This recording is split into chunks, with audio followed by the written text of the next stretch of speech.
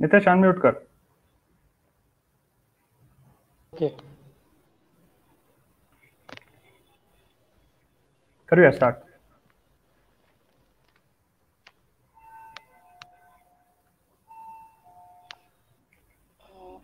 भटकंती कट्टा मुंबई मध्ये आपल्या सर्व ऑनलाईन भटक्यांचं सहर्ष स्वागत करतो मी. आजचा आपला 58वा भटकंती कट्टा आहे. पुढे असा कट्टा चालत राहावं म्हणून आपण ऑनलाईन प्रोसेसवर आलेलो आहोत. आजचा विषय आहे तिलारी आणि त्याचे महत्व आणि संवर्धन. तुम्हाला माहितीच असेल मित्रांनो, पश्चिम घाटातील सिंधुदुर्ग जिल्ह्यातील तिलारी हे दोडामार्ग प्रसिद्ध आहे. कर्नाटकातून महाराष्ट्रामध्ये स्थलांतर करणाऱ्या हत्तीसाठी हे खूप प्रसिद्ध आहे. नुकताच तिलारी व आसपासच्या प्रदेशाला संवर्धन राखीव जागा म्हणजे कन्व्हर्जेशन रिझर्व्ह फॉरेस्टचा दर्जा मिळाला आहे. तर या परिस्थितीची भौगोलिक माहिती व वनजीवनच्या भ्रमंतीच्या दृष्टीने या प्रदेशाचे महत्व काय आहे व त्याबद्दल काय याच्याबद्दल आपल्याला मार्गदर्शन करण्यासाठी आपल्या भटकंती कट्ट्यामध्ये गिरीश पंजाबी हे उपस्थित आहेत. गिरीश पंजाबी बद्दल मी थोडीशी माहिती देत आहे की गिरीश पंजाबी हे मुंबईतील वन्यजीव संरक्षण ट्रस्ट म्हणजे वाईल्ड लाईफ कन्व्हर्जेशन ट्रस्ट येथे संवर्धन जीवशास्त्र म्हणून कार्यरत आहेत. पश्चिम घाटामध्ये मोठ्या सस्तन प्राणी, लोकसंख्या, पर्यावरण आणि लँडस्केप संवर्धनाच्या मुद्द्यावर यांनी बरेच कार्य केले आहे आणि त्यांचे कार्य राष्ट्रीय आणि आंतरराष्ट्रीय जर्नल आणि लोकप्रिय माध्यमांना प्रकाशित केलेले आहे. तरुणांना वनसंवर्धन कार्यासाठी दिला जाणारा कास झीज वन्यजीव संरक्षण पुरस्कार श्री गिरीश पंजाबी यांना मिळालेला आहे. तर अशी थोडक्यात माहिती मी आजच्या वक्त्यांची मी करून दिलेली आहे. आजचा कट्टा मी त्यांच्याकडे सुपूर्द करतो आणि मी माझी रजा करतो. गिरीश. थँक्यू नितेश, धन्यवाद माझा इंट्रोडक्शन द्यायला. भटकंती कट्टा मुंबईचे सगळे मेंबर्सना वेलकम आणि जे बाहेरचे आहेत त्यांनाही वेलकम. आज मला खूप चांगलं वाटतंय की एवढी चांगली संधी मला भटकंती कट्टा मुंबईने दिलेली आहे. तर स्टार्ट करूया आमचा टॉक. आवाज येत नाही गिरीश. आवाज येत नाही?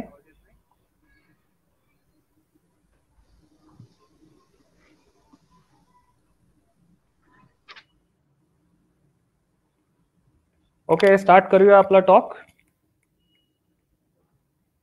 येतोय नितेश आवाज?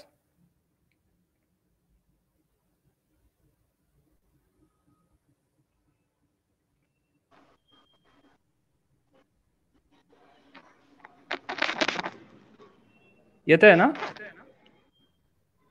हा, येतोय म्हणतात. ठीक आहे, ओके, चला लेट्स स्टार्ट देन. गिरीश, तुझा माईक म्यूट आहे का? आवाज येतोय म्हणतात, कमेंट्स आलेत. नितेश, आवाज येतोय, मी करतो स्टार्ट.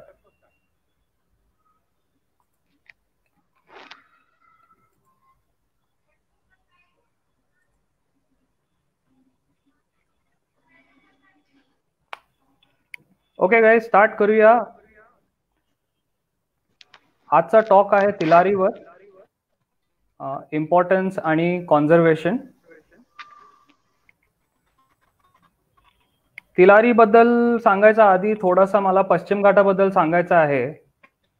कारण एवढी मोठी जैविक विविधताची हॉटस्पॉट आपल्याकडे वेस्टर्न घाट्स आहे भारतात आणि हे 1600 किलोमीटर लांब आहे रांग.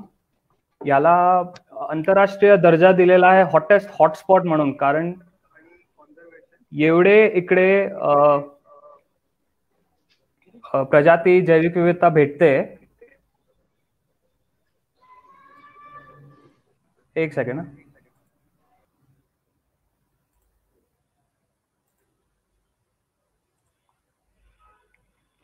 तर पश्चिम घाटाचं महत्व कशासाठी आहे तर ऑलमोस्ट 7400 पेक्षा जास्त फ्लॉवरिंग प्लांट्स आहे, म्हणजे फुलणारे जे झाडं आहेत, प्लांट्स आहेत, त्यांची एवढी प्रजाती आहे. 1800 पेक्षा जास्त न फुलणारे झाडं, त्यांची प्रजाती. ऑलमोस्ट 140 सस्तन प्राण्यांची प्रजाती, 508 पक्ष्यांची प्रजाती, 180 ॲम्फिबियन्सची प्रजाती, 6000 कीटकांची प्रजाती, ऑलमोस्ट 300 जे आपले मासे आहेत त्यांची प्रजाती आहे. आणि ह्या सगळ्यांपैकी 325 जे स्पीशीज आहेत ते ग्लोबली थ्रेटेंड म्हणतो, म्हणजे पूर्ण जगात कुठेही सापडत नाही आणि खूप दुर्मिळ झालेले आहेत असे पण 325 प्रजाती पश्चिम घाटात आढळतात. तर पश्चिम घाट विशेष कामुळे आहे की 1600 किलोमीटर लांब ही एक रांग आहे आणि 6 राज्यांमध्ये पसरते. गुजरात, महाराष्ट्र, गोवा, कर्नाटक, केरळ आणि तामिळनाडू. तर हे खूप विशेष लँडस्केप आहे आणि ह्याच्यावर आणि ह्याचं संवर्धनवर खूप वाद विवाद आणि खूप काही गोष्टी झालेली आहे. अजूनही कुठलाही ठोस कदम सरकारने प्रॉपरली घेतला नाही आहे. प्रत्येक वेळी ते टाळत राहतात की पश्चिम घाटाचं संवर्धन करायचं आहे, पण इको सेन्सिटिव्ह एरिया अजूनही डिक्लेअर झालेले नाही व्यवस्थित प्रमाणे. जरा त्याची चर्चा करूया कारण ते एक महत्वाचा विषय आहे. तर हे 2 रिपोर्ट आहेत, तुम्ही लोकांनी ऐकलं असेल सगळ्यांनी, वेस्टर्न घाट्स एक्सपर्ट इकॉलॉजिकली पॅनल आणि हाय लेवल वर्किंग ग्रुप. म्हणजे त्याला ऍक्च्युली पेपरमध्ये जास्त वाचलं तर लोक गाडगिल रिपोर्ट वर्सेस कस्तुरी रंगन रिपोर्ट असाच डिबेट चालू केला आहे त्याच्यावर.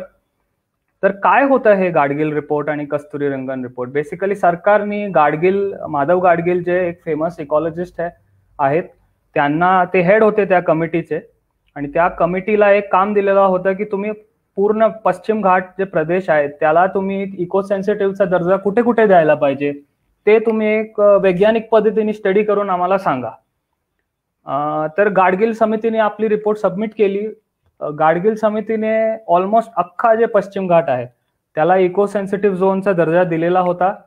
ह्याचं टोटल एरिया होता 1,00,000 ऑलमोस्ट 30,000 स्क्वेअर किलोमीटर आणि त्यांनी 142 तालुका आहेत पूर्ण 6 राज्यांमध्ये, त्यांना इको सेन्सिटिव्ह झोनची कॅटेगरी दिली होती. Eco sensitive zone number 1, zone number 2 आणि झोन नंबर 3. आणि त्यांचे भरपूर दुसरे काय सजेशन्स होते की फक्त सेंट्रल किंवा स्टेट लेवलवरती गव्हर्नन्स करू नका पश्चिम घाटाचा, तुम्ही एक वेस्टर्न घाट्स इकोलॉजिकल अथॉरिटी पण इस्टॅब्लिश करा मिनिस्ट्री ऑफ एन्व्हायरमेंटच्या खाली. आणि इको सेन्सिटिव्ह 1 जे झोन एरिया आहे ज्याला सर्वात जास्त प्रोटेक्शन भेटते त्याचा 77,000 स्क्वेअर किलोमीटरचा क्षेत्र गाडगिल कमिटीच्या रिपोर्टनी सांगितलेला होता. पण जसं आपल्या देशात होतो भरपूर काय वेस्टेड इंटरेस्ट आहेत. वेस्टेड इंटरेस्टनी या समितीच्या रिपोर्टला अक्षरशः ट्रॅश करून टाकला, म्हटलं की हे शक्य नाही, असं होणार नाही. आणि सरकारला खूप प्रेशर टाकला. सरकारने मग काय केलं की आपण नवीन एक समिती स्थापित करूया आणि ते कस्तुरी रंगनच्या खाली एक समिती स्थापित केली, त्याला HLWG असं म्हणतात, हाय लेवल वर्किंग ग्रुप. त्यांनी एक स्टडी केली पश्चिम घाटावर. तर म्हणलं की ठीक आहे, सर्व पूर्ण पश्चिम घाटला संरक्षण द्यायची काय गरजच नाहीये, आपण 37% ला इको सेन्सिटिव्ह एरिया असं डिक्लेअर करू. ते किती क्षेत्र होता तर ते 60,000 स्क्वेअर किलोमीटरचा क्षेत्र होता.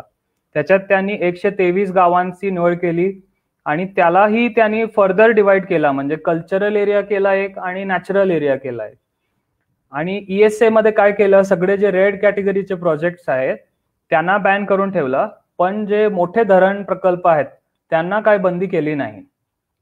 आणि इको सेन्सिटिव्ह एरियाचा टोटल एरिया केला 60,000 स्क्वेअर किलोमीटर. तर याच्यात फरक बघा तुम्ही, गाडगिल समितीची रिपोर्टमध्ये 77,000 स्क्वेअर किलोमीटर होता ESZ1 आणि कस्तुरी रंगनच्या रिपोर्टमध्ये 60,000.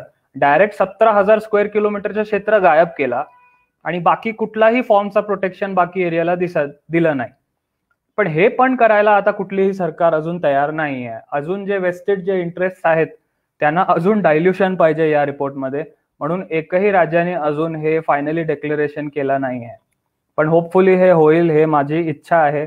आणि आय एम शुअर सगळे इकॉलॉजिस्ट, कन्झर्वेशनिस्ट आणि खूप स्थानिक लोकांची पण अशीच इच्छा आहे की इको सेन्सिटिव्ह झोन व्हावा. ओके, पुढे जाऊया. आपला जे लँडस्केप महाराष्ट्रातला आहे, ज्या लँडस्केपमध्ये मी जास्त फोकस करतोय, जिथे टायगर ही प्रेझेन्स आहे टायगरचा, तर तो एरिया आहे सह्याद्री व्याघ्र राखीव ते काली टायगर रिझर्व. काली टायगर रिझर्व हे दांडेली यांची टायगर रिझर्वच्या नावाने प्रसिद्ध होता पूर्वी आणि ते कर्नाटक राज्यात आहे. तिथे एक लहानशी ब्रीडिंग पॉप्युलेशन टायगर्सची नोंद आहे त्याची. सह्याद्री व्याघ्र राखीवला मेल टायगर्सची नोंद आहे, पण अजून ब्रीडिंग पॉप्युलेशन नाही आहे टायगर्सची. तर हे असा लांबट एक लिनियर लँडस्केप आहे महाराष्ट्रातला, त्याच्यात मध्ये तुम्ही पिवळा आणि हिरवा कलरचा जे भाग दिसतंय तुम्हाला, ते सगळं आपलं रिझर्व्ह फॉरेस्ट म्हणून एरिया आहे. आणि त्याच्यानंतर राधानगरी वाईल्ड लाईफ सँक्च्युरी येते. आणि राधानगरी नंतर ज्या विषयाने आपण बोलणार आहे ते हे तिलारी कन्झर्वेशन रिझर्व्ह. तर तिलारी कन्झर्वेशन रिझर्व्ह जे आता रिसेंटली डिक्लेअर झाला, तो महाराष्ट्रामध्ये आहे लोकेटेड, पण एकदम बॉर्डरला आहे गोवा आणि कर्नाटकचा. म्हणून त्या तिलारी कॉन्झर्वेशन रिझर्व्हचा एक महत्व जास्त आहे. तर ते आपण पुढे जाऊन डिस्कस करूया की काय महत्व आहे आणि कसं त्याचं कॉन्झर्वेशन व्हायला पाहिजे. तर हे जरा मी काय करतो, खूप लोकांना माहित नसेल की मी काय म्हणतोय. रिझर्व्ह फॉरेस्ट म्हणजे काय असतो, प्रोटेक्टेड एरिया म्हणजे काय असतो, राष्ट्रीय उद्यान काय असतो, अभयारण्य काय असतो, व्याघ्र राखीव काय असते. तर हे सगळी गोष्टी मी थोडासा एक्सप्लेन करून टाकतो आधीच. तर राष्ट्रीय उद्यान म्हणजे आपले बघा भरपूर कायदे आहेत भारतात. तर वाईल्ड लाईफ प्रोटेक्शन ऍक्ट 1972चा जे कायदा आहे, त्याच्यात एक चॅप्टर 4 मध्ये कुठले तरी सेक्शन्स आहेत 35 आणि 38. त्याच्यात तुम्ही एक राष्ट्रीय उद्यानला डिक्लेअर करू शकते, म्हणजे सरकार डिक्लेअर करू शकते याला. तर सरकारला जे वाटते, त्यांना वाटते की कुठली तरी एरिया आहे जिथे खूप जास्त प्राणी किंवा जैविक विविधता किंवा बाकी काही महत्व पण असेल, तर त्यांना असं वाटतं की हे या एरियाला आपल्याला एकदम जास्त संरक्षण द्यायला पाहिजे, एकदम फुल कन्झर्वेशन द्यायला पाहिजे. त्याला नॅशनल पार्कचा दर्जा देऊ शकतात सरकार. अभयारण्याला पण तेवढाच चांगला दर्जा आहे. फक्त याच्यात फरक काय आहे की राष्ट्रीय उद्यानला कुठलीही लोकवस्ती राहू शकत नाही, त्या सगळ्यांचं पुनर्वसन करायला पाहिजे. आणि अभयारण्याला तसं काही नाही. जे चीफ वाईल्ड लाईफ वॉर्डनला वाटते की बाबा हे गाव इकडे राहायलाच पाहिजे आज जंगलात, तर ते तसं वाईल्ड लाईफ सँक्च्युरीचा नोटिफिकेशन मध्ये टाकू शकतात. ठीक आहे. व्याघ्र राखीव म्हणजे काय, टायगर रिझर्व्ह. टायगर रिझर्व्ह पण वाईल्ड लाईफ प्रोटेक्शन ऍक्टचा सेक्शन 38V खाली घोषित करू शकते सरकार. त्याच्यात कोर एरिया किंवा क्रिटिकल टायगर हॅबिटॅट ज्याला म्हणतो, ते कुठलाही राष्ट्रीय उद्यान किंवा अभयारण्य असू शकतो. आणि जे बफर एरिया आहे ते त्याचा पेरिफेरल जे बाहेरचा एरिया असते व्याघ्र राखीवचा, त्याला एक बफर एरियाची नोंद येते. आणि तो जंगल असू शकतो किंवा मालकीचा एरिया पण असू शकतो बफरमध्ये. कन्झर्वेशन रिझर्व्ह हे काय असते, तर वाईल्ड लाईफ प्रोटेक्शन ऍक्ट जे कायदा आहे 1972चा, त्याच्यात सेक्शन 36A मध्ये एक तरतूद आहे, एक नोंद आहे की तुम्ही जे सरकारी जमीन आहे, खासकर जे रिझर्व्ह फॉरेस्ट एरिया आहे, जे गव्हर्नमेंटच्या ताब्यात आहे, तर त्याला सरकारला पाहिजे तर लोकल लोकांसोबत कन्सल्टेशन करून तुम्ही त्यांची नोंद एक कन्झर्वेशन राखीव म्हणजे संरक्षण राखीव तसं सरकार करू शकते. आणि अजून एक त्याच्यात तरतूद आहे, ते आहे कम्युनिटी रिझर्व्ह. ते सेक्शन 36C मध्ये आहे वन्यजीव कायद्याचं. त्याच्यात प्रायव्हेट एरिया म्हणजे मालकी एरिया असेल किंवा गावाची जमीन असेल आणि लोकांना असं पाहिजे असेल की बाबा आमचा हा एरिया आहे, याला पुढे जाऊन संरक्षण व्हावं, तर सेक्शन 36 खाली सरकार त्याला डिक्लेअर करू शकते. अजून एक प्रोटेक्टेड एरिया आहे, त्याला म्हणतात बायोडायव्हर्सिटी हेरिटेज साईट. हे स्टेट गव्हर्नमेंट लोकल लोकांसोबत कन्सल्टेशन घेऊन चॅप्टर 9 आहे बायोलॉजिकल डायव्हर्सिटी ऍक्टचा, याच्या खाली याची नोंद करू शकतात. आणि रिझर्व्ह फॉरेस्ट जे आहे ते ऍक्च्युली ब्रिटिशकालीन जे जंगल नोंद केलेले होते, ते आपल्याला इंडिपेंडन्स भेटला त्यानंतर सरकारने डायरेक्ट तसेच त्याला रिझर्व्ह फॉरेस्ट डिक्लेअर करून टाकले. तर हे वेगळे वेगळे फरक आहे रिझर्व्ह फॉरेस्ट, नॅशनल पार्क, अभयारण्य, व्याघ्र राखीव, संवर्धन राखीव, कम्युनिटी रिझर्व्ह आणि बायोडायव्हर्सिटी हेरिटेज साईट मध्ये. आणि खाली मी नंबर दिलेले आहेत की भारतात टोटल किती आहेत आतापर्यंत डिक्लेअर झालेले. तर 101 राष्ट्रीय उद्यान आहे भारतात, 553 अभयारण्य आहेत, 50 टायगर रिझर्व्ह आहेत, 87 कॉन्झर्वेशन रिझर्व्ह आहेत, 163 कम्युनिटी रिझर्व्ह आहेत आणि फक्त 18 बायोडायव्हर्सिटी हेरिटेज साईट आहे. पुढे जाऊया. आता मी जरा माझी जी जर्नी होती, जे इतके वर्ष मी सह्याद्रीमध्ये फिरलो, 2010 साली मी इकडे पहिल्यांदा काम स्टार्ट केलं आणि आता 2020 मध्ये एवढे प्रयत्न करून Tilari conservation reserve finally notify झाली. तर त्याची काय जर्नी होती, आम्ही काय काय काम केले, कुठे कुठे भटकंती केली, हे मी जरा तुम्हाला याच्या पुढे सांगतो. तर मी कामाची सुरुवात केली पहिल्यांदा 2010 ते 11 मध्ये.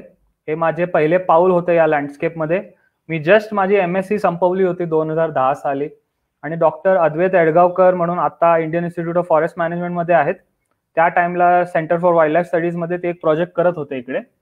तर माझी MSc झाली तर मी त्यांना भेटलो एकदा. त्यांनी मला विचारलं की गिरीश, तुला या भागात इंटरेस्ट आहे का काम करायचं? माझा एक प्रोजेक्ट आहे आणि मला कोणतरी पाहिजे त्याच्यावर.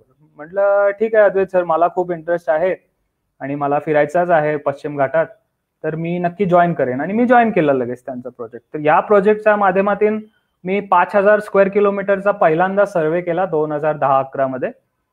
माझ्यासोबत माझे अजून टीममेट्स पण होते आणि व्हॉलेंटियर्स पण होते, आणि ऑफकोर्स फॉरेस्ट डिपार्टमेंटने आम्हाला खूप मदत केली हा मोठा सर्वे करायला.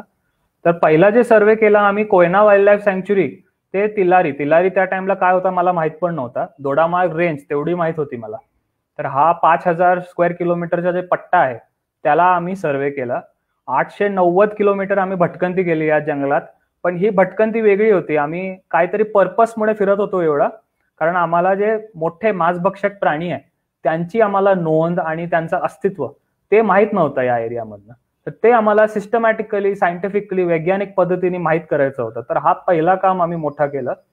आणि त्याच्यात आम्ही 37 ग्रिड्स म्हणजे एक स्क्वेअर शेपचे आम्ही एक डिझाईन आहे ते आम्ही ओव्हरले केला या पूर्ण लँडस्केपवर आणि त्याला सर्वे केला. तर हे माझे आता बाळ पण म्हणायला पाहिजे, कारण 10 वर्ष पूर्वीचे फोटोज आहेत. क्लिअर नाही आहेत, पण मी खूप यंग होतो, एनर्जेटिक होतो, 22 वर्षाचा होतो. आणि त्या टाइमला मी हो तर म्हणलं या प्रोजेक्टला, पण जेव्हा मी फील्डमध्ये गेलो त्या टाइमला माहीत पडलं की हे काय सोपी गोष्ट नाही आहे. आणि कधी कधी दिवसात आम्ही 25 किलोमीटरही चाललो आहे. तर अक्षरशः हालत टाईट व्हायची आमची. पण एक खूप चांगलं वाटलं की एवढा मस्त एरिया आम्हाला फिरायला आणि बघायला भेटलं, जे मी म्हणजे कधी इमॅजिन केलं नव्हतं की एवढा आपला पश्चिम घाट एवढा सुंदर आहे. ऑफकोर्स दरी, कपारी आणि डोंगर माथे हे सगळे ऍक्सेस करायला आमचे हाल व्हायचे. एक फोटो आहे लेफ्ट साईडला, त्याच्यात तुम्ही बघू शकता आम्ही अक्षरशः ओले झालोय त्याच्यात, एवढा आम्हाला घाम सुटायचा फिरताना. पण तरी खूप मजा आली, खूप फिरलो या एरियामध्ये पहिल्यांदा. आणि ह्यानंतर तुम्ही म्हणू शकता की मला एक ट्रॅव्हल बग म्हणजे एक ट्रॅव्हल कीटकाने चावला. आणि ह्यानंतर मी ह्या एरियाला सोडून एकदा गेलेलो आहे जरा लांब, पण परत इकडेच येऊन काम केलेलं आहे मी 10 वर्ष. तर हा सगळा आम्ही 1 वर्ष मोठा सर्वे केला आणि असे आम्ही ग्रिड्स पाडले होते. त्याच्यात आम्ही हे प्राण्यांचं असं खाणाखुणा शोधून आणि मग प्रॉपर व्यवस्थित वैज्ञानिक पद्धतीने त्याची मॉडेलिंग करून आम्ही असे नकाशे बनवले आणि सरकारला प्रेझेंट केलं आम्ही आमचं काम, की बघा आपल्याला सह्याद्रीचा जो पट्टा आहे महाराष्ट्रातला त्याच्यात असे असे प्राणी सापडतात, प्रोटेक्टेड एरियामध्ये जास्त आहे, बाहेरच्या एरियामध्ये कमी आहे, आणि त्याची कारणं काय आहेत तेही आम्ही सांगितली होती त्यांना. तर ते एक महत्वाचा पहिला 10 वर्षापूर्वीचा आमचं काम झालेलं. आणि तो ऍक्च्युली एक बेसिस झाला माझा पुढच्या कामासाठी. कारण मला समजलं की एक लँडस्केप स्केलवर बरेच विषय आहे ज्यांना टॅकल करायचा गरजेचं आहे. तर जेव्हापर्यंत आपण लॉंग टर्म काम केलं नाही इकडे तर हे टॅकल होणार नाही. मग एवढा पायी फिरती केल्यानंतर मला असं वाटलं की कॅमेरा ट्रॅप पण लावायला पाहिजे. तर एक मी 2012-13ला एक WCS इंडिया सोबत नॉर्वेजियन एक हे होता इन्स्टिट्यूट, त्यांची फंडिंग आली होती. त्यांच्या फंडिंगमुळे मी एक कॅमेरा ट्रॅपचा लहानसा प्रोजेक्ट केला तिकडे. आणि पहिल्यांदा मला पश्चिम घाटात कॅमेरा ट्रॅपचे फोटो सापडले. तर अशी एक बिबट्याचा एक फोटो आहे, असे बिबट्याचे भरपूर फोटो सापडले. ही एक मादी आहे आणि तिला पिल्ला आहे, कारण पोट बघा जरा फुगलेला आणि दिसतंय ते व्यवस्थित. आणि असंच आम्हाला रानकुत्रे, साळींदर असे भरपूर फोटो भेटले. वाघाचा आमचं टायगरचा खूप इच्छा होती की फोटो भेटणार, कुठे कुठे आम्ही लावलेले जिथे साईन्स आणि कानाकोणा भेटले. पण हे कसे जुने कॅमेरा असल्यामुळे पूर्वीचे जे कॅमेरा होते ते रोलवर चालायचे. तर हे जे फोटो तुम्हाला दिसत आहेत हे ते रोलचे जे कॅमेरा आहेत तसे आहेत, पण ते खूप स्लो असायचे. प्राणी पुढे पास झाल्यानंतर ते फोटो काढायचे. तर असे खूप प्रॉब्लेम्स होते या प्रोजेक्टमध्ये. म्हणून म्हटलं की ठीक आहे, आता हे पहिल्यांदा प्रोजेक्ट केलाय म्हणून असं व्यवस्थित रिझल्ट आलेले नाही, पण अजून पुढे आपण काम करूया. तर मी वन विभागला पण अप्रोच केलं हे काम करायला. पण एक गोष्ट मला ह्या कामामुळे समजली की खूप ठिकाणी खूप काय म्हणजे डिस्टर्बन्स एवढं जास्त प्रमाणात होता. हा तिलारीचा फोटो आहे आणि तिकडे पूर्वी अवैध अशी खाण होती, हे क्वॉरिंग चालू होती. हे इलिगल क्वॉरी आहे प्रायव्हेट लँडमध्ये, याला परवानगी दिलेली नव्हती. आणि असंच प्रत्येक डोंगराला आम्ही गेलो तर त्या डोंगरावर बघितलं तर जंगल तर कुठे गायबच झालेले आहेत आणि मोठ्या मोठ्या लोकांनी हे जमीन खरेदी करून तिकडच्या जे नैसर्गिक जंगल आहे त्याला तोडून रबर प्लांटेशन आणि काय ना काय दुसरंच काहीतरी उद्योगधंदे चालू केलेले आहेत. तर त्या टाइमला मला खूप वाईट वाटलं. म्हटलं आपला एवढा चांगला पट्टा आणि त्याच्यात एवढे जास्त प्रेशर. तर हे बघा, हे असं अक्षरशः नॅचरल जे फॉरेस्ट आहे त्याला हे लोकांनी काय केलं आहे की 300 एकर 400 एकर जमिनी घेऊन त्याला रबर प्लांटेशन करून टाकलेले होते. आणि हे त्या टाइमचे फोटोज आहेत आणि ते बघून मला ऍक्च्युली खूप हर्ट झालं. मला वाटलं अरे हे एवढा सुंदर बाग आहे आणि एवढे जास्त प्रेशर. आणि हे त्यांची पद्धत आहे बघा. हे आपल्या इकडे जे प्लांटेशन्स करतात काजूची वगैरे त्याला फेन्सिंग करत नाही, पण ह्या लोकांचं कसं इलेक्ट्रिक फेन्सिंग सगळ्यांना 300 एकरला. ठीक आहे, 2 एकर 4 एकरला माणसाने केलेला फेन्सिंग वेगळी गोष्ट आहे, पण 300 एकरला तुम्ही फेन्स केला तर जंगलातला प्राणी इकडे तिकडे करणार कसं? जाऊ शकत नाही अजिबात. जिथे कुठे गेलो तर जंगल तोड होती आणि फेन्सिंग केलेला होता. म्हणजे प्राण्यांना तर जगायची काय म्हणजे जागाच सोडलेली नाही. तर हे मला खूप वाईट वाटलं. मला असं वाटलं की ह्याच्याबद्दल काहीतरी करायला पाहिजे. तर मी शोधायला लागलो की अजून कोण असल्या एरियामध्ये काम करतो आहे काय. तर 1-2 संस्था मला भेटली जे या विषयावरती प्रायव्हेट फॉरेस्टवरती कन्झर्वेशन आणि झाडतोडांवरती वगैरे विषय वगैरे कोर्टात पण नेले होते लोकांनी. तर त्यांच्यासोबत मी जरा लिंकेज केलं की कसं आपण पुढे जाऊन काम करूया. हे बघा, हे हा असा हिरवा दिसतोय एक साईडनी, पण ऍक्च्युली हे सगळे रब्बरची झाडं आहेत आणि मागे नैसर्गिक जंगल आहे आणि पुढे सगळं जंगल तोडून तिथे रब्बरची झाडं अशी लावलेली होती त्या टाइमला. आणि एक विशेष वाटला मला की एवढं सगळं एरिया होता आपला, डिस्टर्बन्स असलं तरी पण जे जे जंगलचा एरिया होता तिथे प्राणी होते आणि वाघाची पण मला सायन्स भेटली इकडे तिकडे. तर ते मला एक समाधान वाटलं की अजून आपल्या भागात टायगरच्या एव्हिडन्स आहे आणि टायगर प्रेझेंट आहे. तर हे बघून मला जरा पॉझिटिव्हिटी वाटली आणि असं वाटलं की पुढे इकडे अजून काम करूया संवर्धनसाठी. तर मी 2013 ते 15 मध्ये 13चा शेवट होता त्या टाइमला एक प्रोजेक्ट आला मला, क्रिटिकल इकोसिस्टम पार्टनरशिप फंड म्हणून. ते पश्चिम घाटात इन्व्हेस्टमेंट करत होते. तर ते त्यांना मी अप्रोच केला आणि ते म्हटले की डेफिनेटली गिरीश तुला आम्ही फंडिंग देऊ आणि तू कर या कॉरिडॉरमध्ये काम. तर मी महाराष्ट्र वन विभागची परवानगी घेतली आणि आम्ही कॅमेरा ट्रॅप लावायला सुरुवात केली या कॉरिडॉरमध्ये. आणि आम्ही पिंच पॉइंटमध्ये कॉरिडॉरचे जे आहेत, पिंच पॉइंट म्हणजे ज्या एरियामध्ये कनेक्टिव्हिटी जे आहेत, कॉरिडॉरचं जे क्षेत्र आहे ते खूप कमी झालेलं आहे आणि प्राण्यांची जे मुवमेंट आहे ते खूप म्हणजे एकच ठिकाणी आहे जिथे जंगल आहे तिथनच फिरतात, वर खाली करतात. त्या ठिकाणी आम्ही खास फोकस केला आणि तिकडेच आम्ही मेनली कॅमेरा ट्रॅप लावले. प्रयत्न केले की बाबा इकडे आपण एव्हिडन्स आणूया, म्हणजे इकडे काहीतरी आपण ऍक्शन करू शकतो पुढे जाऊन. तर हे असे आम्ही सर्वे करायचो, पायी फिरायचो त्या पिंच पॉइंट्समध्ये आणि कुठे आम्हाला वाघाचा ठसा सापडायचा, कुठे अशी विष्ठा सापडायची, ते सगळी आम्ही नोंद करून व्यवस्थित एक डेटाशीटमध्ये नोंद करून घेतली. आणि माझी मित्रमंडळी जे आहे कोल्हापूर, अंबोली, मुंबई, थोडेसे रिसर्चर्स आहेत, थोडेसे फोटोग्राफर्स आहेत, सगळ्यांना पण निसर्गाचा भटकंतीचा खूप इंटरेस्ट होता. त्यांना आम्ही गोळा केला सगळ्यांनी, 8-9 लोकांना, आणि आम्ही एक 25 गावांचा सर्वे केला, सावंतवाडी आणि दोडामार्ग. त्याला एक आवाज फाउंडेशननी हायकोर्टात केस घातली होती त्या टाइमला की 25 गावं सावंतवाडी दोडामार्गची इको सेन्सिटिव्ह एरिया आहे, तिकडे मायनिंगचा खूप थ्रेट होता, प्रेशर होता. तर कोर्टाने आदेश दिला की हो, याला सरकारने ESA म्हणून डिक्लेअर करायला पाहिजे. तर त्या टाइमला राव सर CCF होते कोल्हापूरला. सरांनी आम्हाला विचारलं की तुम्ही एक रॅपिड सर्वे आम्हाला करून द्या की इकडे काय काय जैविक विविधता सापडते या 25 गावात. तर मी आणि बाकी रिसर्चर्स आणि नेचर एन्थुझियास्ट आम्ही सगळे 6 दिवसात आम्ही फक्त सर्वे केला. पण 6 दिवसात आम्हाला एवढी बायोडायव्हर्सिटी भेटली की अख्खा वर्ष कोणी इकडे काम केलं तर काय भेटणार ते इमॅजिन करू शकत नाही तुम्ही. तर फक्त 6 दिवसात आम्हाला 19 सस्तन प्राणी भेटले, 71 बर्ड स्पीशीज भेटले, 12 एम्फिबियन भेटले, 16 रेप्टाईलची जात्या भेटली, 60 फुलपाखरूंची जात्या भेटली आणि अजून कीटक आणि इन्व्हर्टिब्रेट्स जे आहेत ते ॲटलिस्ट 15 जाती आम्ही आयडेंटिफाय करू शकलो. आणि हे फक्त आम्ही आयडेंटिफाय करू शकलो. असे बरेच स्पीशीज होते जे आम्ही आयडेंटिफाय करू शकलो नाही. आणि फक्त 6 दिवसात आम्हाला एवढे जास्त स्पीशीज भेटले हे 25 गावात. म्हणजे अक्षरशः कोणी 1 वर्ष काम केलं तर किती जैविक विविधता असेल या भागात ते माहीत पडेल खरं.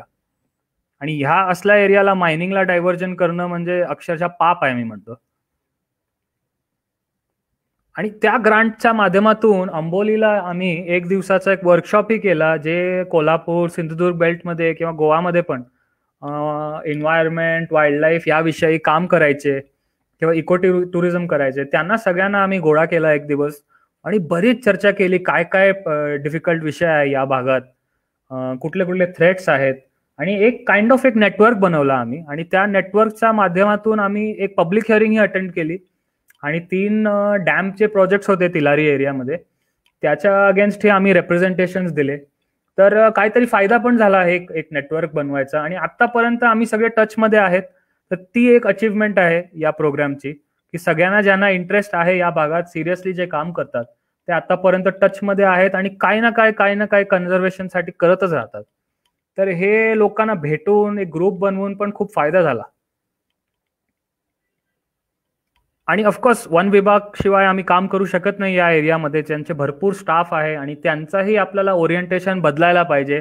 तर मी बाहेरचा जे एरिया होता, जे सगळं टेरिटोरियल एरिया म्हणतो ज्याला आपण, जे प्रोटेक्टेड एरिया आणि वाईल्ड लाईफचा बाहेर असते, त्या गार्डांसोबत मी जास्त काम केलं. मी त्यांना भरपूर ट्रेनिंग दिली. नियरली मी 450 गार्ड्सला ट्रेनिंग दिली वाईल्ड लाईफचा मॉनिटरिंग कसं करायचं त्याच्यावर. आणि आम्ही मोठा पिंच पॉइंट्समध्ये कॅमेरा ट्रॅपचं प्रोजेक्टही केलं. हे ऑफकोर्स पॉसिबल होता कारण त्या टाइमला राव सर होते CCF, ते खूप सपोर्टिव्ह होते हे सगळ्या कामांबद्दल. तर असे आम्ही उन्हाळ्यात पण जायचो. हे तिलारीचा फोटो आहे. आम्ही आत कॅमेरा लावायला जातो आणि त्या टाइमला पाणी धरणाचा खाली उतरलेला होता. तर असं एक 3-4 किलोमीटर आम्हाला असं चालत जायला पाहिजे आत कॅमेरा लावायला. आणि असे आम्ही भरपूर 1-2 वर्ष तिकडे कॅमेरा ट्रॅप लावले. आणि त्याचे रिझल्ट पण फॅन्टास्टिक होते कारण आम्हाला माहित होतं या एरियामध्ये हत्ती आहेत, या एरियामध्ये टायगर आहे, पण फोटोग्राफिक एव्हिडन्स आमच्याकडे कमी होते. पण ह्या प्रोजेक्टच्या माध्यमातून आणि वन विभागच्या सपोर्टमुळे हे फोटोज सगळ्यांच्या हातात लागले. म्हणजे आपला स्टँड कडक झाला, स्ट्रॉंग झाला की बाबा आहेत आणि आमच्याकडे एव्हिडन्सही आहेत. तर हे हत्तीचा एक फोटो आम्हाला सापडलेला, असं सांबर, गवे, भेकर असे भरपूर फोटो सापडले. आणि मेन तर आम्हाला पहिल्यांदा टायगरचा फोटो आला 2014ला. आम्हाला माहित होता इकडे एरियामध्ये आहे टायगर, पण अजून फोटोग्राफिक रेकॉर्ड नव्हता. त्या टाइमला पहिल्यांदा आम्हाला फोटो भेटले यांचे. आणि असंच पुढच्या वर्षी जेव्हा मी काम करत होतो 2015मध्ये कॅमेरा ट्रॅप लावायला गेलो आम्ही आत, तर आम्हाला एक असा एक किल सापडला. एक गवा मारून ठेवलेला होता आणि हा बघूनच मला वाटलं की हे पक्का हे वाघानेच केलेला आहे, वाघाने किल केलेला आहे आणि याच्यावर आपल्याला कॅमेरा ट्रॅप लावायला पाहिजे. तर तिकडे एक गार्ड आणि एक वनमजूर आलेला होता आमच्यासोबत.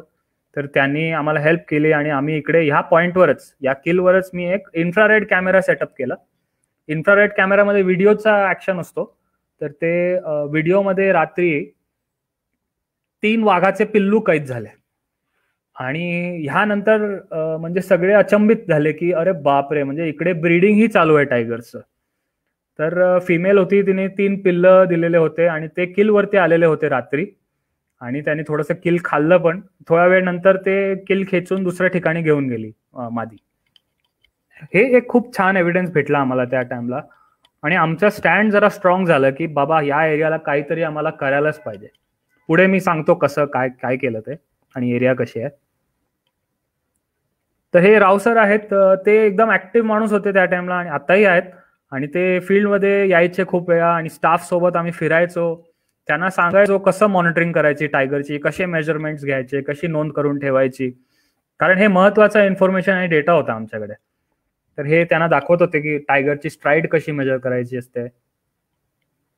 आणि प्रवीण सिंग परदेशी त्या टाइमला प्रिन्सिपल सेक्रेटरी होते, तेही आले एकदा व्हिजिटला तिलारीला.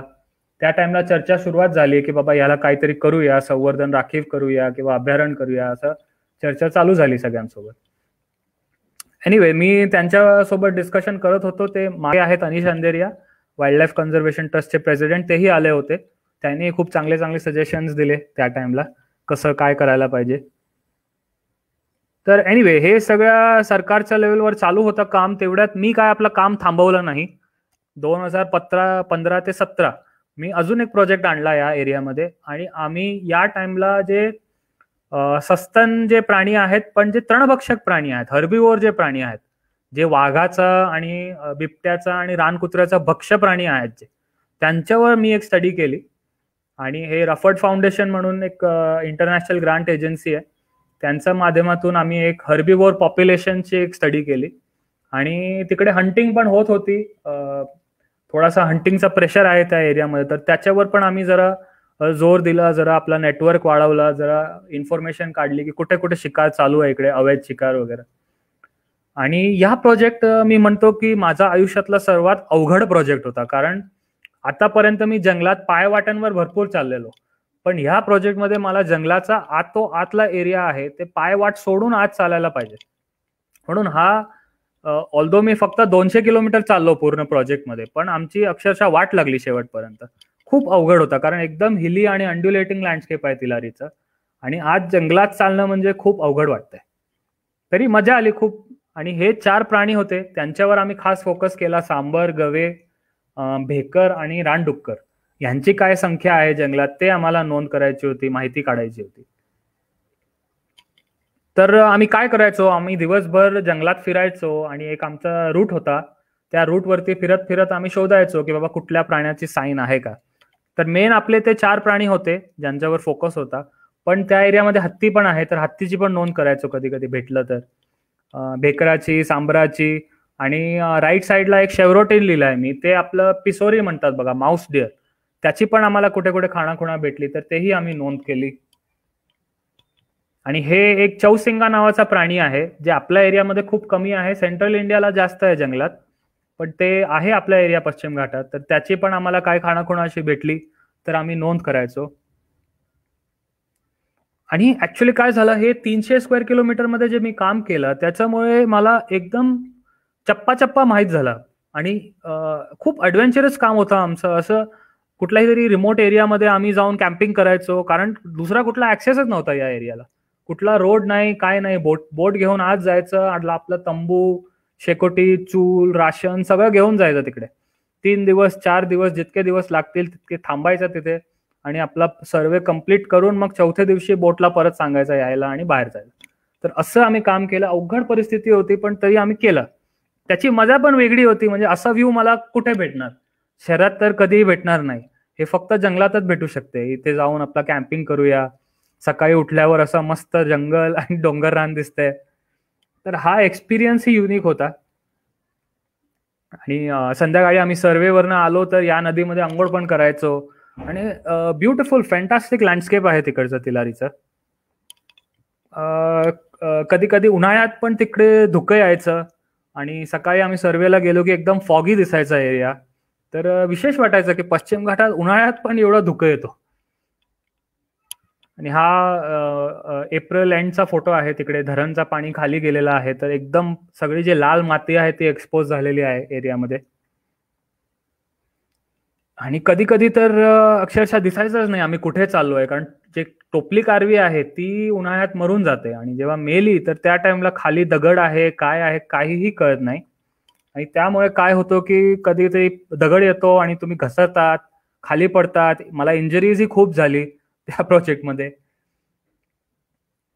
आणि तिकडचा लँडस्केपचा टेरेन बघितला तर अक्षरशः 70 डिग्री स्लोप आहे, आणि त्याच्यावर तुम्हाला स्ट्रेट लाईननी चालायला लागते. तर तो खूप म्हणजे एफर्ट इंटेन्सिव्ह काम होतं आमचं.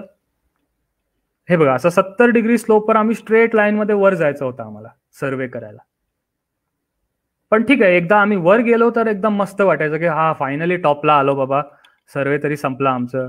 पण वर आल्यावर दुसरं टेन्शन असायचं की कारण ह्या कपारींमध्ये अस्वल असायचे, म्हणजे आता पण आहेत. त्या टाइमला आम्ही वर गेलो तर आम्हाला खूप भीती वाटायची की कुठला तरी कपारीत येऊन अस्वल बाहेर आला, अंगावर आला तर काय करणार आम्ही. एनिवे तसं काही कधी झालं नाही. आणि ह्या फोटोमध्ये डाव्या साईडला जो उभा आहे तो अमित आहे. तो अमित आणि मी आतापर्यंत काम करतोय वाईल्ड लाईफ मध्येच. आणि राईट साईडला तो आहे तो निखिल आहे आमचा मित्र. आणि निखिल या फोटोमध्ये तर असं वाटतंय की मला शिव्या देत असेल मनात, की हे कुठे आणलंय आणि मला वर एवढा जंगलात. पण तरी खूप मजा केली. आणि हे अमितने एक इन्व्हेन्शन केलं की त्याने टोपी आणली नव्हती, तर मॅकारँगा पेल्टेटा नावाचं झाड आहे, त्याचे त्यांनी एकदम लोकल पद्धतीने एक टोपी बनवली. ते मला एकदम मस्त वाटलं. आणि खाली आल्या आल्या आम्ही पहिला एक ओढा शोधला आणि तिकडे गाडीला धुतलं आणि स्वतःला धुतलं. आणि तसा आमचा प्रत्येक सर्वे असंच होता, दिवसभर काम करायचं आणि संध्याकाळ झाली नाही की कुठेतरी पाणी शोधा आणि तिकडे जाऊन बाबा आंघोळ करा. तर हे माझे मित्र आहेत प्रवीण आणि मकरंद, यांच्यासोबत आम्ही डॅममध्ये, तिलारी डॅमला आंघोळ करतोय.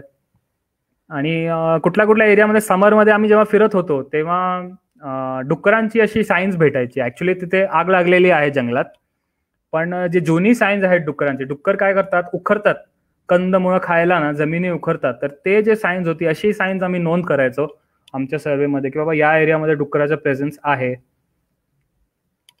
आणि मेन तर मला एक फॅन्टास्टिक लँडस्केप बघायला भेटला त्या टाइमला, जे असं तुम्ही रोडवरती गेला किंवा घाटातून गेला तर तुम्हाला दिसतंय, पण हे मी चप्पा चप्पा पायी फिरून आलेलो. तर एक विशेष मला फिलिंग वाटली त्यानंतर की बाबा मी हे एरियाला असा क्लोजली मी ऑब्झर्व केला आहे, मॉनिटर केलेला आहे. तर हा फोटो एप्रिलमध्ये काढलेला आहे मी. आणि कोण तुम्हाला विचारेल समजा की जंगलाचं काय महत्व, कशाला ठेवायला पाहिजे आपल्याला जंगल, तर हा फोटो दाखवायला पाहिजे त्यांना. एप्रिलमध्ये सगळं सुकलेलं आहे, पण पश्चिम घाटाच्या जंगलामध्ये असा ओढा चालू आहे. हा कुठल्या जंगलात असतो मला सांगा? ह्या पश्चिम घाटात फक्त असतो, म्हणून याचं एवढं महत्व आहे. तर कोणीही मायनर किंवा इंडस्ट्रियलिस्ट किंवा कोणीही गव्हर्नमेंटचा अधिकारी तुम्हाला कधी सांगेल की बाबा हे जंगलाचं काय महत्व, तर हे फोटो दाखवा त्यांना, हे बघा हा आपल्यासाठी महत्व आहे याचं जंगलाचं. हे असं एक क्लाउड फॉरेस्ट आहे. मॉन्सूनमध्ये क्लाउड्स आहेत ते झाडांमध्ये आणि डोंगरावर क्रॅश होतात, आणि त्या टाइमला एक अक्षरशः क्लाउड फॉरेस्टचा फिलिंग येतो, रेन फॉरेस्टचा फिलिंग येतो तिकडे. आणि हा फोटो मला खूप आवडतो, कारण ह्याच्यात तुम्हाला ते ट्रान्झिशन दिसतंय. वर पठारावर गवत आहे आणि मग कपारी आहेत, आणि सडनली खालच्या एरियामध्ये जे व्हॅली एरिया आहे तिकडे एव्हरग्रीन फॉरेस्ट स्टार्ट झालेला आहे. तर हे जे हॅबिटॅट हेट्रोजेनिटी जे आहे ना, ह्याचं संवर्धन करणं खूप महत्वाचं आहे. हा तिलारीमध्ये विशेष आहे ऍक्च्युली, कारण असं वेगळे वेगळे हॅबिटॅट्स तिलारीमध्ये जे आहे, bamboo rich forest, evergreen forest, grassland, हे खूप विशेष आहे महाराष्ट्रात पश्चिम घाटात. आणि हे वर्ण ही तिलारी नदी आहे मध्ये जे दिसते, आणि ते आतल्या साईडला जे गवत भाग दिसतंय व्हॅलीमध्ये, ते ऍक्च्युली जुना केंद्रे बुद्रुक नावाचा, केंद्रे खुर्द आणि बुद्रुक दोन गावं होती. ते धरण झाल्यानंतर त्यांचं पुनर्वसन केलं, तर ते त्यांची भात शेती होती त्या एरियामध्ये. तर तो ऍक्च्युली आता वाईल्ड लाईफ साठी एकदम मस्त ग्रासलँड झालाय, आणि अक्षरशः पावसात तिथे गवे, हत्ती, सगळे प्राणी त्या भागातच फिरत राहतात. आणि हे राईट साईडला दिसतंय ते ऍक्च्युली धरणचा बॅकवॉटर आहे. ही तिलारी नदी आहे. हे पावसानंतर आम्ही काढलेला, रमणने काढलेला फोटो आहे. आणि उन्हाळ्यात जे पाणी खाली जातो, तर ते जे बॅकवॉटरचा जो एरिया आहे, जंगल जिथे होता पूर्वी, तो आता जंगल नाहीये, पण तो मोठा ग्रासलँड तयार होतो दर उन्हाळ्यात. तर एप्रिल मे मध्ये वर्ण बघितला तर असा गवत कुरांसारखा एक मोठा पॅच दिसतो, आणि याच्यावर सगळे प्राणी चरत असतात दिवस रात्र. तर हा पण एक विशेष म्हणजे एक कॅरेक्टर आहे तिलारीचा लँडस्केपचा. आणि पक्ष्यांची प्रजाती ऑलमोस्ट 236 स्पीशीजची नोंद आहे तिलारी एरियामध्ये. त्याच्यात थोडेसे चित्र मी काढलेले आहे माझं काम करताना. Common rosefinch, brown breasted flycatcher, black cap kingfisher, grey heron, प्रचंड बर्ड डायव्हर्सिटी आहे त्या एक एरियामध्येच. ग्रेट हॉर्नबिल आहे, हनी बझर्ड आहे, व्हाईट बेलिड सी ईगल ही दिसतो डॅमच्या बॅकवॉटर एरियामध्ये. कॉर्मोरंट्स भरपूर दिसतात, ब्लॅक ईगल दिसतात वरच्या एरियामध्ये. तर अशी खूप प्रचंड डायव्हर्सिटी आहे पक्ष्यांची. आणि बायोडायव्हर्सिटी पण अजून डॉक्युमेंटेशन चालू आहे आमचं, कारण एवढी बायोडायव्हर्सिटी आहे तिकडे. पण थोडेसे विशेष स्पीशीज आहेत, स्ट्रीम ग्लोरी डॅमझल फ्लाय आहे, मालाबार बँडेड पिकॉक एक रेअर बटरफ्लाय आहे त्या भागात. आम्हाला हम्प नो स्पिट वायपर ही दिसला, तो महाराष्ट्रात आतापर्यंत नोंद केलेली नाहीये, पण अमितनी आणि मी पाटिये गावात याचा फोटोही काढलेला आहे. तर हा पण आहे त्या एरियामध्ये. फक्त गोवा कर्नाटकमध्ये सापडतो आणि खालच्या साऊथ वेस्टर्न घाट्समध्ये सापडतो, पण महाराष्ट्रात फक्त तिलारीला सापडतो हा. असे फंगसचे तर अजून डॉक्युमेंटेशन खूप कमी झालेलं आहे त्या एरियामध्ये, इनफॅक्ट वेस्टर्न घाट्समध्ये जनरली. तर ते काम करणं खूप महत्वाचं आहे तिकडे. सस्तन प्राणी मी सांगितलं आधी, तसे ढोल वगैरे हे सगळे सायटिंग झालेले फोटोज आहेत आमचे. आणि एक मला विशेष वाटलं की फक्त बायोडायव्हर्सिटी आणि वाईल्ड लाईफचं काम झालं नाही. जेव्हा मी त्या गावात होतो, हेवाळेला किंवा पाटणेला कोल्हापुरात, त्या टाइमला लोकांसोबतही संबंध मस्त झाले. म्हणजे तिकडची लोकांचं जीवन किती चांगलं आहे, त्यांच्या जीवनात काय काय विषय आहे, ते सगळी गोष्टी मला माहीत पडली. म्हणजे लेफ्टला एक फोटो आहे, ते तानाजी म्हणून आहेत हेवाळे गावाचे, ते वर जात आहेत, नारळाचं झाड आहे, ते नारळ काढायला असे एक मशीन त्यांनी केरळवरनं आणलेली होती, ते मला दाखवत होते की आम्ही कसं, मी पहिल्यांदा बघितलं की अशी मशीन पण अवेलेबल आहे, मला माहित नव्हतं. आणि वर आजीचा फोटो आहे, आजीनी मला खूप मदत केली. मला पायावरती लागलेला होता, तर औषध वगैरे बनवून माझ्या पायावरती दररोज यायची चेक करायला की बाबा तुझं पाय बरं झालं का, दाखव मला, मी निरगुडीचा लेप लावते. तर हे जी गोष्ट आहेत ना, हे गावामध्येच आहे अजून, हे शहरात वगैरे खूप कमी झाले आता. हे जे कल्चर आहे ना, हे तुम्हाला गावातच भेटणार. खाली सुतार काकांचा पाय आम्हाला दाखवत होते, ते त्यांना रसल्स वायपरची बाईट झालेली होती थोडे वर्ष पूर्वी, आणि ते कसं रिकवर झाले ते सगळी स्टोरी आम्हाला दाखवत होते. त्यांच्या पायावर अजून डाग आहेत त्या बाईटचे, ते मला सांगत होते. राईटला फोटो आहे, तिकडे प्रवीण देसाई लोकल आहेत तिकडचे, त्यांनी एक होमस्टे पण चालू केला आहे, ते नंतर त्याविषयी मी बोलतो थोडासा. तर असे लोकल कॉन्टॅक्टही खूप झाले माझे. त्याच्यामुळे आतापर्यंत मी तिथे जातो तर मला एक वॉर्म वेलकम भेटते गावातून की या बाबा, ये कधी पण ये, आमच्या घरात आहे, तू ये कधी पण, थांब इकडे. तिकडचे थोडे लोकल फेस्टिवल्सही मी अटेंड केले. इकडे तेरवनमेढेला एक नागनाथ मंदिर आहे, तिकडे दरवर्षी एक सण नसतो, तिथे खूप गर्दी होते. तिथे ऍक्च्युली एक रेअर एक प्लांट आहे तिकडे, नागचाफा म्हणून, ते मी बघायला गेलेलो, आणि त्या टाइमला त्या दिवशी सण पण होता, तर तोही बघितला. पाटणेला राहिलो तर शिवाजीचे किल्ले मुलांनी केलेले ते सगळे बघितले, शिवाजी महाराजांचे, तेही बघून खूप मजा आली. आणि गावात हेवायला काय पूजन होता तुळशीच्या, ते बघितलं, तेही एकदम विशेष वाटलं.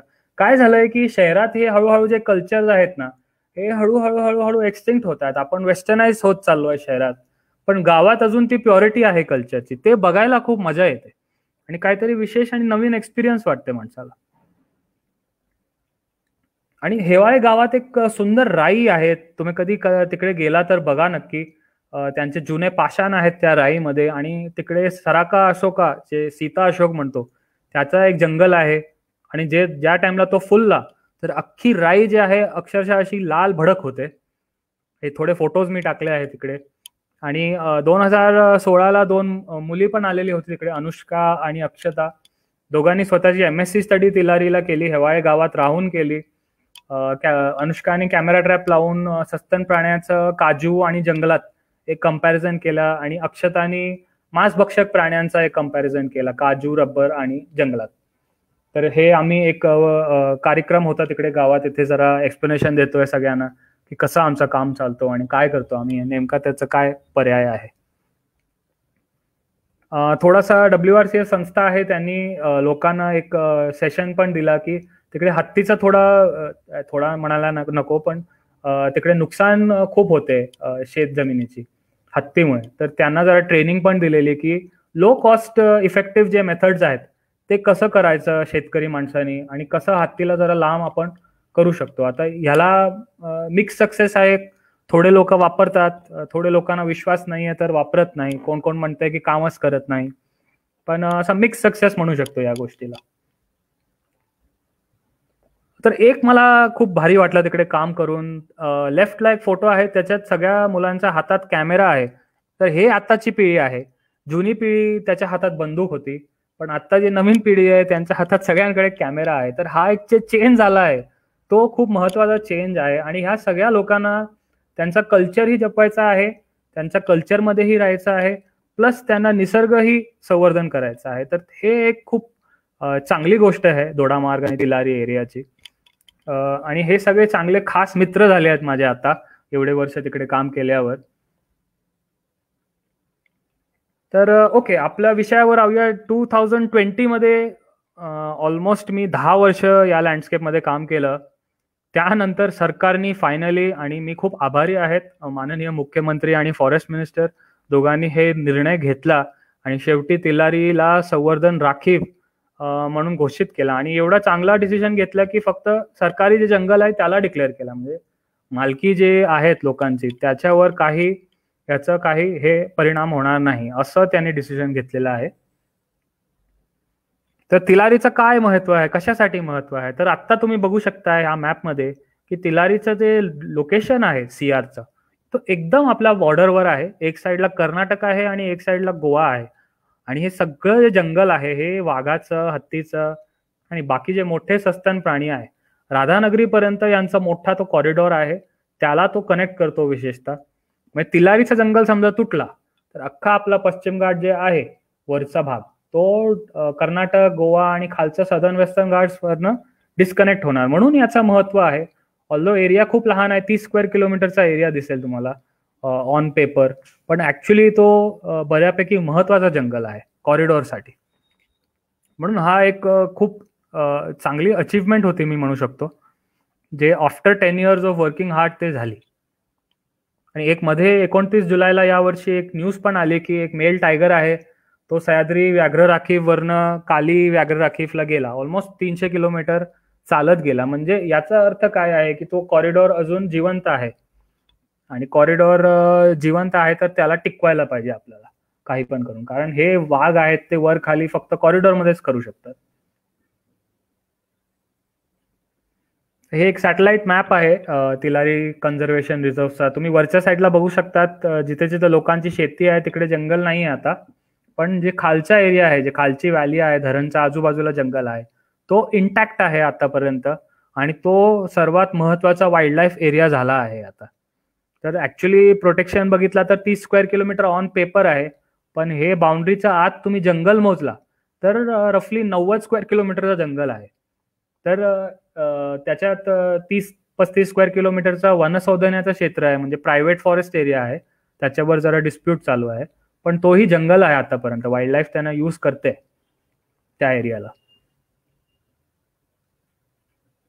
आणि फक्त मोठ्या वाईल्ड लाईफ साठी नाही, फक्त सस्तन प्राणीसाठी त्याला कॉन्झर्वेशन महत्वाचं नाहीये. रिसेंटली तिलारीच्या भागातून मिरिस्टिका नावाचा एक हे आहेत, स्वॅम्प्स आहेत, एक विचित्र आणि वेगळं प्रकारचा हॅबिटॅट आहे जे मिलियन्स ऑफ इयर्स जुना आहे, ते पण सापडलेलं आहे. एक लहानसा पॅच सापडला आहे तिकडे आणि लोक दरवर्षी होळीला याला टिकून ठेवला आहे लोकांनी, स्थानिक लोकांनी. आणि दरवर्षी होळीला एक फक्त झाड कापतात, त्यांचा होळीचा फेस्टिवल आहे त्यासाठी, पण बाकी एवढे 300-400 वर्ष त्यांची जी जुनी प्रथा आहे हे या लोकांनीच टिकून ठेवलेला आहे हा जंगल. हे पण एक विशेष मला वाटलं त्या एरियाचा मिरिस्टिका स्वॅम्प. हे पूर्वी कर्नाटक, गोवा, केरळ या एरियामध्ये रेकॉर्डेड होते, पण महाराष्ट्राचा पहिला आणि ओनली मिरिस्टिका स्वॅम्प तिलारीमध्येच भेटतो. तर तिलारी संवर्धन राखीव झाला त्याचा लोकांना काय ऍडव्हान्टेज, तर इको टुरिझम जे आहे, ज्याला आपण लो व्हॉल्यूम आणि हाय व्हॅल्यू टुरिझम म्हणतो, म्हणजे लोकांची आपल्याला गर्दी नाही करायची आहे, कमी ग्रुप्स आणायचे पण व्हॅल्यू चांगली आहे त्या ग्रुप्सला, फिरायची व्हॅल्यू आहे, त्यांच्याकडनं इकॉनॉमिक व्हॅल्यू चांगली आहे, हे सगळी गोष्टी बघून eco tourism in the true sense तिकडे स्टार्ट केला तर स्थानिक लोकांना त्याचे फायदे खूप आहेत. कारण तो एरिया प्रचंड बायोडायव्हर्सिटी आहे तिकडे आणि तुम्हाला 2-4 दिवस तुम्ही फिरला तुम्हाला एक अंदाज येईल की इकडे काउंटलेस स्पीशीज आहेत ज्याला तुम्ही फोटोग्राफ करू शकतात आणि प्रत्येक सीझनला वेगळे वेगळे स्पीशीज दिसतात. तर भरपूर ऑपॉर्च्युनिटीज आहे ट्रेकर्ससाठी, होमस्टे पर्यटनसाठी, वाईल्ड लाईफ बर्ड वॉचिंग टुरिझमसाठी. तर हे लोकल लोक आता हळूहळू स्टार्ट करतायत. आणि प्रवीण बद्दल मी मागे सांगितलं तर प्रवीणनी स्वतःचा होमस्टे चालू केला आहे कुडासे वानोशीवाडीत, आणि वानोशी फॉरेस्ट गावाच्या नावावर त्यांनी होमस्टे चालू केला आहे आणि प्रचंड त्याला सक्सेसही भेटली आहे. त्याला खूप आवडही आहे होमस्टे टुरिझम करायची. भरपूर लोक तिकडे जातात, राहतात. तुम्ही पण भटकती कट्टाचे मेंबर्स आहेत त्याला भेट द्या आणि बघा तो कसं काम करतोय, कसं लोकली टुरिझमही करतो आणि संवर्धनही करतो आपल्या जमिनीवर. आणि त्याचा स्वतःचा बटरफ्लाय पार्कही आहे. तिकडे संजय सावंत म्हणून आहे, त्यांची जागा आहे आयनोडे गावात, ते पण आता हळूहळू स्टार्ट करताय तिलारी बायो नॅचरल फार्म आणि होमस्टे. तर ही सगळी लोकल लोक आहे बघा, यांना फक्त आम्ही काय करतो मोटिवेशन देतो, आयडियाज देतो. बाकी ही सगळी स्थानिक लोक स्वतःचा बेनिफिट कसं घ्यायचं त्या तिलारी सीआर वरनं ते स्वतः शोधत आहेत आणि त्यांना 100% याचा बेनिफिट होणार पण आहे. कारण पूर्वी जे मॉडेल्स होते ते फक्त झाड तोडून, जंगल तोडून, मायनिंग करून प्रॉफिट आणायचे होते, ते आता सस्टेनेबल नाहीये. ते सगळ्यांना समजलं आहे, स्पेशली यंग जनरेशनला समजलंच आहे. पण हे जे पर्यटन करून तुम्ही 2 पैसे कमवू पण शकता, स्वतःचं जंगल आणि कल्चर तेही तुम्ही इंटॅक्ट ठेवू शकता. हे एक चांगला मॉडेल आहे आणि लोकांना याचा नक्कीच खूप फायदा होईल. तर फ्युचर एफर्ट्स आम्ही काय करणार आहे, तर मेनली आमचं जे काम आहे ते आउटसाइड पीए असतो. तर बाहेरच्या जे जंगल आहे त्याला आम्हाला कन्झर्वेशन करायचं आहे. तिथे जे प्रेशर आहे ते कमी करायचे आहे. तर कॉरिडॉर कन्झर्वेशनवरती माझा as an individual and WCT as a संस्था आमचा कॉरिडॉर कन्झर्वेशनवरती जास्त फोकस असणार आणि आम्ही हे करत राहणार पुढचे 10, 15, 20 वर्ष ॲटलिस्ट. तर हा माझा टॉक होता तिलारीवरती, हा लँडस्केप कामावरती सह्याद्रीचा आपल्या पट्ट्यात आणि जे भटकंती मी केली एवढे 10 वर्ष आणि त्याच्यातला एक लहानसा रिझल्ट म्हणजे तिलारी कॉन्झर्वेशन रिझर्व डिक्लेरेशन केला सरकारने. ते मला खूप चांगलं वाटलं. तुम्हाला आमच्याशी संपर्क करायचा असेल तर वाईल्ड लाईफ कॉन्झर्वेशन ट्रस्टची वेबसाईट आहे www.wildlifeconservationtrust.org आणि भटकंती कट्टा मुंबईला कॉन्टॅक्ट करायचं असेल तर bhatkantikattamumbai@gmail.com वर कॉन्टॅक्ट करू शकता. आणि ऑफकोर्स हे माझं एकट्याचं काम नव्हताच, याच्यात भरपूर संस्था, वन विभाग, वाईल्ड लाईफ कन्झर्वेशन ट्रस्ट, इतर NGOज, इतर इंटरनॅशनल आणि नॅशनल फंडिंग एजन्सीज, हे एवढा मोठा 10 वर्षाचा प्रोजेक्ट मी एकट्याने केलेला नाही. आणि भरपूर इंडिव्हिज्युअल्स ज्यांचे अनफॉर्च्युनेटली मी एक पेजवर नाव पण लिहू शकत नाही, तेवढी लोक आहेत ज्यांनी मला मदत केलेली आहे. आणि ह्या कामामध्ये एवढं सक्सेस आलेलं आहे ते सगळं ह्या लोकांमुळे आहे. मी फक्त एक एजंट होता, मी एक कॅटलिस्ट होतो आणि मी हे काम केलेलं आहे, पण ह्या लोकांनी सपोर्ट केला म्हणून हा काम झाला. तर धन्यवाद, थँक्यू. ऐकायला काही प्रश्न असतील तर आपण आता घेऊ शकतो. मी जरा पोस्ट बघतो.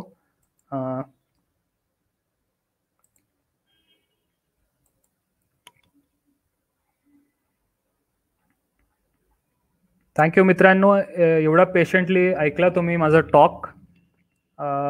1-2 कमेंट्स बघतोय की प्रश्न वगैरे आहेत तर ते आन्सर करूया. नाहीतर तुम्हाला काय प्रश्न असतील तर तुम्ही डेफिनेटली भटकंती कट्टावर पण कॉन्टॅक्ट करून त्यांचा ईमेल ID वर टाकू शकता आणि मी त्याचा डेफिनेटली रिप्लाय करेल. आणि आपण जंगलात भटकंती करता करता कधी भेटलो, होपफुली तिलारीमध्येच भेटूया सगळे, तर नक्कीच थोडा टाइम स्पेंड करूया, बर्ड वॉचिंग करूया, मॅमल वॉचिंग करूया. त्याच्यात मला खूप मजा येते आणि आय एम शुअर तिलारीला तुम्ही भेट दिली तर तुम्हालाही खूप मजा येईल. ओके, एक प्रश्न आहे आशिष भट्टचं. ते आहे की any sudden wild encounter while you walk, did you get any threat from whose intention for deforestation or getting hurt? हां, सडन वाईल्ड एन्काउंटर एकदा आम्हाला रानकुत्रे दिसले. अमित आणि मी एकदा गाडी घेऊन तिलारी घाटातून खाली उतरत होतो. तर सडनली पहिल्यांदा आम्हाला एक सांबर दिसला, रोडला क्रॉस झाला आणि तो तिलारी घाट जरा स्टीप आहे, तर त्या स्टीप घाटावर गेला आणि तिकडनं घसरला आणि खाली पडला. आणि बरोबर त्याचा पाठीमागे 2 रानकुत्रे बाहेर आले आणि त्याला पकडायचा प्रयत्न केला. ते फक्त आमची गाडी बघून थोडा डिस्टर्ब झाले, पण तेवढ्यात तो सांबर पडून गेला वर जंगलात. आणि मग त्या टाइमला पहिल्यांदा मी बघितलं की रानकुत्रा पण एवढा तीव्र उताराचा जंगल होता, ऑलमोस्ट 70 डिग्री स्लोपवर होता, त्याच्यावर चढून तो त्याचा पाठीमागे गेला. त्यानंतर आम्हाला काय ते पुढे दिसले नाही, फक्त लंगूर आहे त्यांचे आवाज येत होते लांबनं. खूप वेळा आम्ही थांबलो, आम्हाला वाटलं काहीतरी दिसेल पण दिसलं नाही. पण हे एक चांगला सडन एन्काउंटर झाला आमचा वाईल्ड लाईफचा. नाही, आम्हाला आतापर्यंत दुसरा क्वेश्चन होता काही थ्रेट भेटला काय, तर नाही, आतापर्यंत मध्ये मला कधी कुठला थ्रेट भेटला नाही. लोक तिकडची खूप चांगली आहेत, त्यांनाही संवर्धन करायचं आहे. फक्त आपल्याला त्यांना काय दाखवायचं आहे की संवर्धन कसं करायला पाहिजे, तेवढा आम्ही फक्त त्यांना हेल्प केली ना, तर ते स्वतः त्यांनी टिकून ठेवलं आहे खूप काही जंगल, ते अजूनही टिकून ठेवतील. थँक्यू. थोड्या लोकांनी कमेंट्स केल्या आहेत, त्यांना आवडला talk, thank you very much.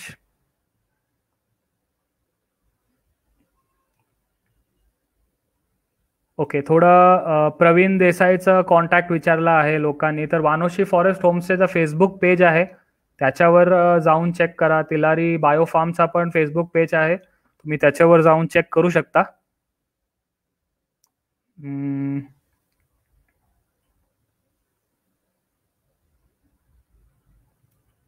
Okay, अनुरागने विचारला आहे की ब्लॅक पॅन्थरचे सायटिंग झालेत काय तिलारीमध्ये? तर सायटिंग नाही झाले आम्हाला, पण खूप वेळा कॅमेरा ट्रॅपमध्ये फोटो आलेले आहेत. कमीत कमी मला वाटतं आतापर्यंत 5-6 वेळा तरी कॅमेरा ट्रॅपमध्ये फोटो आणि व्हिडिओ पण आलेले आहेत.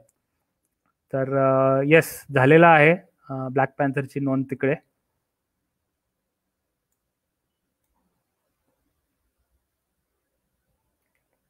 ओके, एक प्रश्न आहे, तिलारी जंगल भागात साधारण कोणत्या कालावधीत भेट देऊ शकतो?